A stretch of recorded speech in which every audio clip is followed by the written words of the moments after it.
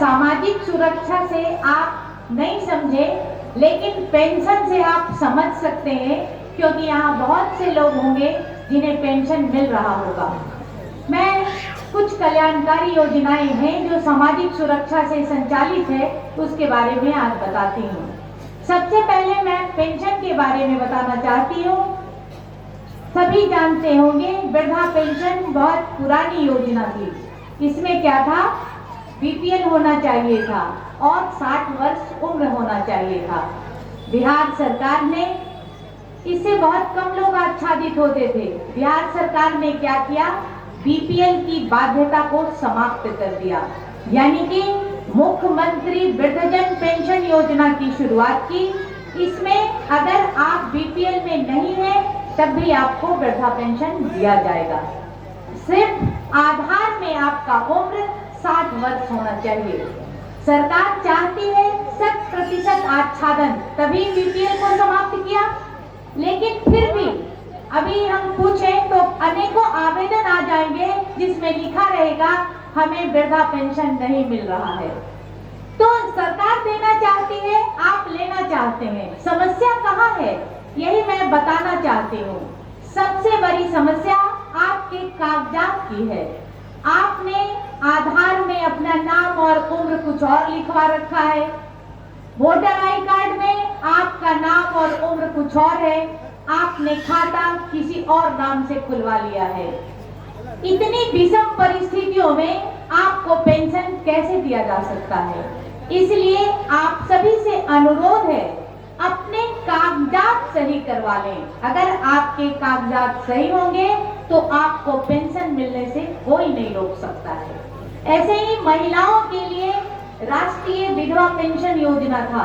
इसमें क्या था, बीपीएल होना चाहिए, साथ ही साथ 40 वर्ष उम्र होना चाहिए। बहुत कम महिलाओं को इसका लाभ मिल पाता था। क्या है, हमारे यहाँ विवाह की उम्र 18 वर्ष है और वहाँ 40 वर्ष के बाद पेंशन मिलता था। दुर्भाग्य से किसी महिला के पति की मृत्यु अगर 25 साल 30 साल में हो जाती थी तो उन्हें विधवा पेंशन नहीं मिल पाता था। बिहार सरकार ने क्या किया, लक्ष्मीबाई सामाजिक सुरक्षा पेंशन की शुरुआत की। इसमें बीपीएल की बाध्यता समाप्त कर दी गई, यानी कि अगर आप 60,000 से कम का एक इनकम सर्टिफिकेट बना लेते हैं और उम्र की बाध्यता भी कम कर दी गई। उसमें 40 था, यहाँ क्या कर दिया गया, 18 वर्ष, यानी कि 18 वर्ष के आप हैं, बीपीएल में है या ना है, लक्ष्मीबाई सामाजिक सुरक्षा पेंशन का लाभ आपको मिलेगा। ऐसे ही एक पेंशन योजना था, दिव्यांग पेंशन। इसमें क्या था, बीपीएल भी होना चाहिए, उम्र भी 18 वर्ष होना चाहिए और दिव्यांगता 80% होनी चाहिए। बहुत कम लोगों को इस पेंशन का लाभ मिल पाता था। 3 बाधाएं थी। बिहार सरकार ने अधिक से अधिक दिव्यांगों को पेंशन मिले, इसके लिए तीनों बाध्यताओं को समाप्त किया। सबसे पहले क्या किया, बीपीएल की बाध्यता समाप्त कर दी। अगर आप नौकरी भी कर रहे हैं, पैसा भी कमा रहे हैं, तब भी आप दिव्यांग पेंशन ले सकते हैं। दूसरी बाध्यता उम्र की थी कि 18 वर्ष में मिलता था दिव्यांग पेंशन। बिहार सरकार ने क्या कर दिया, उम्र की सीमा ही समाप्त कर दी।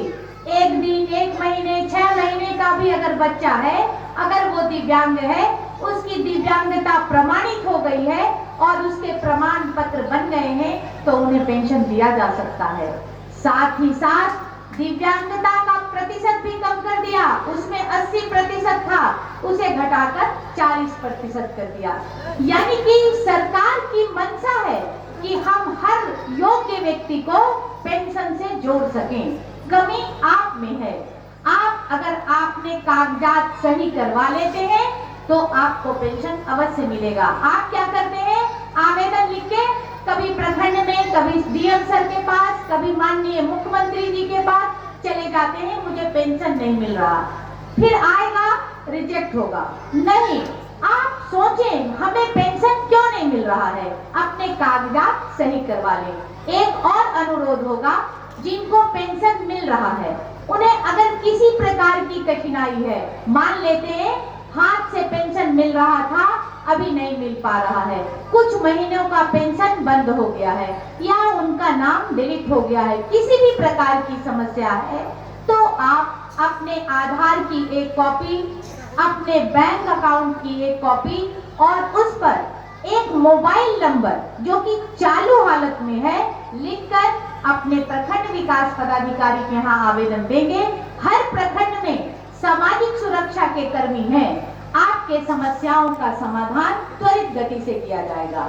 साथ ही बिहार शताब्दी कुष्ठ कल्याण योजना है, बिहार सरकार की योजना है।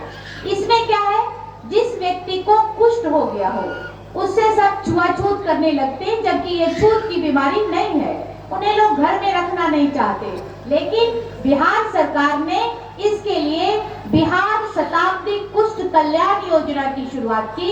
इसमें क्या है, उन्हें हर महीने 1500 रुपए की अनुदान राशि दी जाती है। वे पीएचसी में जाकर ग्रेड 2 का सर्टिफिकेट बनवा लेंगे और प्रखंड में आवेदन करेंगे। प्रखंड विकास पदाधिकारी ही इसके स्वीकृति पदाधिकारी होते हैं। उन्हें 1500 रुपए हर महीने अनुदान के रूप में सरकार से दिया जाता है। साथ ही साथ क्या होता है कि कुष्ठ होने से अगर उनके हाथ पांव खराब हो जाते हैं, उनमें दिव्यांगता आ जाती है, तो उन्हें दिव्यांग पेंशन भी दिया जाता है। इसमें 400 रुपए हर महीने उन्हें दिया जाएगा।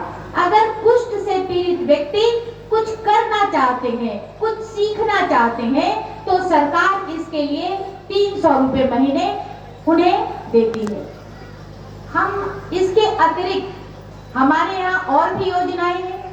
कबीर अंत्येष्टि अनुदान योजना, यानी कि बीपीएल परिवार के किसी सदस्य की मृत्यु होने पर, बीपीएल परिवार के किसी सदस्य की मृत्यु होने पर सरकार की तरफ से 3000 रुपए की नगद राशि उसके अंतिम संस्कार के लिए दी जाती है।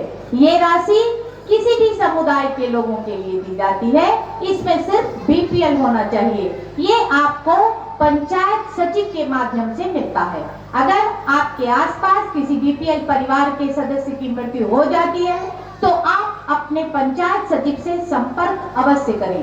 तत्काल उन्हें 3000 रुपए की नगद राशि दी जाएगी। इसके अतिरिक्त मुख्यमंत्री पारिवारिक लाभ योजना, इसमें क्या है, अगर किसी व्यक्ति की दुर्घटना में मृत्यु हो जाती है, दुर्घटना का मतलब क्या है, सिर्फ सड़क दुर्घटना नहीं, आग लगने से, पानी में डूब जाने से, घर गिर जाने से, सांप काट लेने से, ठनका गिरने से अगर उसकी मृत्यु हो जाती है, तो सरकार 20,000 रुपए का अनुदान उन्हें देती है। इसके लिए प्रखंड विकास पदाधिकारी आपको चेक के माध्यम से भुगतान करते हैं, लेकिन आपको इसमें एफआईआर कराना होगा और पोस्टमार्टम कराना होगा, तभी इस योजना का लाभ आपको मिल पाएगा। आप क्या करते हैं, चेक तो ले लेते हैं प्रखंड विकास पदाधिकारी से और एफआईआर की कॉपी, पोस्टमार्टम की कॉपी आप बीडीओ साहब के यहाँ जमा नहीं कर पाते हैं। इससे क्या होता है, समस्या होने लगती है, प्रखंड में राशि की कमी हो जाती है। इसलिए अपना एफआईआर और पोस्टमार्टम रिपोर्ट एक आवेदन के साथ अवश्य जमा करेंगे। राष्ट्रीय पारिवारिक लाभ योजना, ये क्या है, बीपीएल परिवार के किसी सदस्य की मृत्यु होने पर कमाऊ सदस्य की, वह कमाऊ सदस्य पुरुष या महिला कोई भी हो सकता है। कमाऊ सदस्य का मतलब उसका उम्र 18 से 59 वर्ष होना चाहिए, यानी कि बीपीएल परिवार के किसी कमाऊ सदस्य की मृत्यु 18 से 59 वर्ष के बीच हो जाती है, तो उन्हें 20,000 रुपए का अनुदान सरकार की तरफ से दिया जाता है। इसके लिए आप अपने प्रखंड के आरटीपीएस पर जाकर आवेदन कर सकते हैं। साथ ही साथ युवाओं के लिए सामाजिक सुरक्षा से कुछ योजनाएं संचालित हैं। मुख्यमंत्री अंतरजातीय विवाह प्रोत्साहन अनुदान योजना, इसमें क्या है, अगर कोई युवा दूसरी जाति की लड़की से विवाह करता है, तो सरकार की तरफ से उन्हें 1 लाख रुपए का अनुदान दिया जाता है। साथ ही साथ दिव्यांगों के लिए भी मुख्यमंत्री दिव्यांगजन विवाह प्रोत्साहन अनुदान योजना है। आप ध्यान से सुनेंगे तभी सामाजिक सुरक्षा की योजनाओं का लाभ ले पाएंगे। क्या है? अगर कोई दिव्यांग विवाह करता है तो सरकार उन्हें 1 लाख रुपए का अनुदान देती है। अगर दिव्यांग पति और पत्नी दोनों ही दिव्यांग हैं, यानी कि अगर कोई दिव्यांग से ही विवाह करता है तो उन्हें 2 लाख रुपए का अनुदान सरकार देती है। अगर पति पत्नी दोनों दिव्यांग हैं और दोनों अलग अलग जाति के हैं तो सरकार उन्हें 3 लाख रुपए का अनुदान देती है। इसके लिए 2 अर्हताएं हैं। क्या है?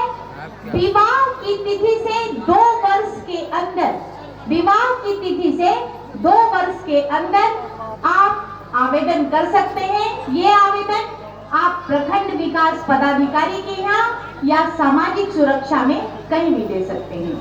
साथ ही साथ सरकार ने बुजुर्गों का और भी ख्याल रखा है, क्योंकि जब व्यक्ति बुजुर्ग हो जाता है तो उन्हें शारीरिक कठिनाइयां होने लगती हैं। उनके जोड़ों में दर्द, कान से कम सुनाई पड़ना, आंख से कम दिखाई पड़ना, ये सामान्य बीमारी है। इसके लिए सरकार ने तीनों अनुमंडल में 3 बुनियाद केंद्र बना रखे हैं, जहां जाकर आप निःशुल्क फिजियोथेरेपी करवा सकते हैं, अपने कान की जांच करवा सकते हैं, अपने आंख की जांच करवा सकते हैं। आपका बुनियाद केंद्र राजगीर प्रखंड परिसर में बना हुआ है, आप वहां अवश्य जाएं।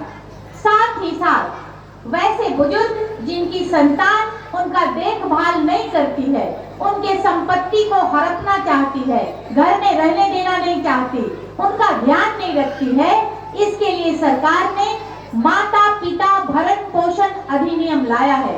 अगर वैसे बुजुर्ग अपने अनुमंडल पदाधिकारी के यहाँ आवेदन करते हैं तो उनके बच्चों पर कानूनी कार्रवाई हो सकती है, उन पर आर्थिक दंड लगाए जा सकते हैं। अगर वे बुजुर्ग अनुमंडल से संतुष्ट नहीं होते हैं तो अपने जिला पदाधिकारी के यहाँ आवेदन दे सकते हैं, उनकी समस्याओं को सुना जाएगा और उनका समाधान किया जाएगा। साथ ही साथ वैसे बुजुर्ग जिनको देखने वाला कोई न रह गया हो, उसके लिए सरकार ने आश्रम की व्यवस्था की है। नालंदा जिले में महिलाओं के लिए शांति कुटीर संचालित है। अगर कोई वैसी महिला जो बहुत कठिन परिस्थितियों में हो, जिनके रहने का कोई जगह ना हो, जिनके खाने की कोई व्यवस्था ना हो, सरकार ने उसके लिए शांति कुटीर बनाया है। वहाँ महिलाएं आवासित हैं। मैं एक नंबर लिखवाती हूँ, आप लोग अवश्य नोट करेंगे। अगर कोई महिला कठिन परिस्थितियों में आपको दिखे, जिसका आप मदद करना चाहते हैं, तो इस नंबर पे आप फोन अवश्य करेंगे। हमारे कर्मी आएंगे और उन्हें ले जाएंगे। आप कृपया नोट कर लें 8210843142। मैं इसे एक बार और दोहराती हूँ, 8210843142। अगर कोई महिला जिसकी आप मदद करना चाहते हैं, जिसका कोई नहीं है, जो भिक्षावृत्ति तक में लगी हुई है, तो आप इस नंबर पे फोन करेंगे। उनके लिए सरकार ने पूरी व्यवस्था कर रखी है। अंत में मैं आप सबों से सामाजिक सुरक्षा के अधिकारी होने के नाते अनुरोध करना चाहती हूँ, अपने बुजुर्गों का सम्मान करें, उन्हें भार न समझें, वो हमारी धरोहर हैं, उन्हें अपनों से अलग ना होने दें और अच्छे से अपने घरों में रखें। साथ ही साथ एक अनुरोध और है, अगर पेंशन में किसी भी प्रकार की समस्या हो तो अपना आधार, अपना बैंक अकाउंट और उस पर लिखा हुआ अपना मोबाइल नंबर जो चालू हालत में है, इसके साथ ही आप जहां भी आवेदन करें, सबसे पहले तो प्रखंड में करें, अगर नहीं सुना जाए तो आगे जहां भी आवेदन करें कागजात अवश्य लगाएं। आप सबों ने बहुत ध्यान से सुना है, इसके लिए मैं आभारी हूं और मुझे विश्वास है कि आप सामाजिक सुरक्षा की योजनाओं का लाभ अवश्य